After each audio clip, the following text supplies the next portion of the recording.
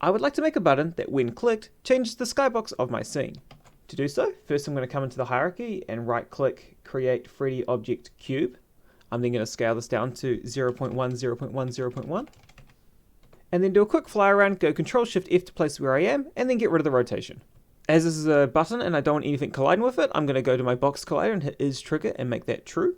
And then I want to come down and go add component, Udon behavior. Now I want to create an Udon behavior script to go inside this component. I want to go into my project window, I want to go create VRChat Udon graph program asset, and I'm just going to call this Skybox changer button. And then I want to just open the Udon graph. Now that we're in the Udon script, I want to hit this little plus on the variables and create a material array. I'm going to change this name to Skyboxes, and I'm going to hit a little drop down menu and hit public. By making this public, we'll be able to see it inside the inspector.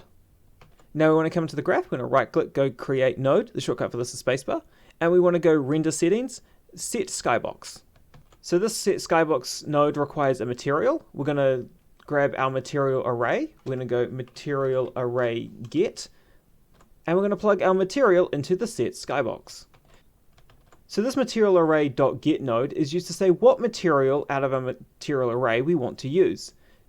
And this int value is to say which material we want to get, starting from 0 and counting upwards. So in our variables tab, we're going to create an int, and we're going to call this int selected material. So now if we grab a selected material int and put it into the get node, whatever the int is will say which material we're switching it to. So now what we want to do is whenever we click the button, we want to increase the int by 1, thus selecting the next material in the list. To do so, I'm going to grab my int and I'm just going to put that into an int addition node and add it by 1. Now I just need to grab my selected material int and hold down Control to set the variable and plug our addition node into the value slot. Then we just want to grab an event interact node and tell it that whenever we click the object, we want to update the selected material and then update the skybox. This is all well and good, however if the int is larger than the size of the list, it won't be able to grab a material and the script will crash. Therefore, we need to add a little bit of logic so that when the int is larger than the size of the list, it reverts back to the beginning of the list. To do so, first we need to check if the int is larger than the list size. We want to grab our material array and do a material array get length node. Then we want to grab an int greater than or equal to node, and then check if our int is greater than the size of our array. We now have a bool value that will return true if it is bigger than that. Then we want to put that bool into a branch node, and only if it's not too big do we want to update its value.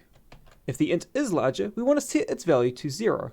To give it a value, we simply go into here and go int construct int, and plug it into the corresponding spot.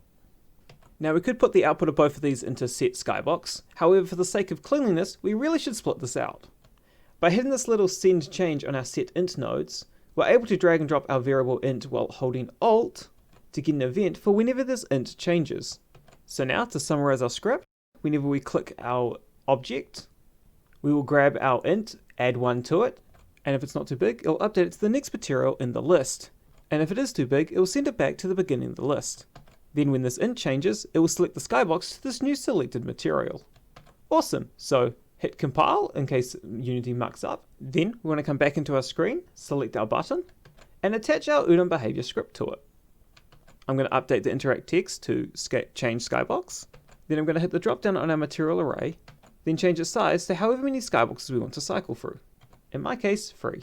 Now we just want to fill it out with our skyboxes, with entry 0 being the default for our scene. Awesome, now all that's left is to playtest this. Now that we're in the scene, we should see it cycle through our skyboxes. Awesome, so now all this is happening locally, what do we want to do if we wanted to make this networked? So that when someone clicks the button, it changes the skybox for everyone. Well, coming back into our Udon graph, there are some slight changes we need to make to our script. First, we want to come into our int and make it a public synced variable. And then we need to change this int logic to be a custom event that we can fire over the network. To do so, I'm just going to create a custom event, and I'm going to call this int logic. Then instead of this interact event going into the branch node, I'm going to change it to send a custom networked event. I'm just going to apply my arrows. And now I should be able to hit the event name and hit int logic. And then under target, I'm going to select owner, as are the only ones that can change the int value. Awesome, so now hit compile, and it should be time to play and test this. So now they're in the world, we should be able to hit the button, and it should change the skybox for everyone else as well. And we can also see that the other player can change it as well. Now there's a couple of things we can do to make this network transition a little bit quicker. We can come under our cube, go under Udon behavior and change synchronization method to manual. And now we are fully responsible for the synchronization of these variables. Because of that, we need to come into our Udon graph and add a little bit to our code. We want to right click, create node, request serialization, and then set it up so that when we change the int, it immediately tells everyone in the scene that the int has changed. And now that we're in the world, we can double check that the networking is still working, as well as we should see a faster transition. However, you should bear in mind, for my one at least, I've got pretty bad ping, so it looks pretty bad. Anyways, hopefully that was helpful for you. Feel free to leave a like on the video if you liked it, leave a comment down below if you've got any questions, and feel free to check out some of my other tutorials I have on the channel. But until next time, bye!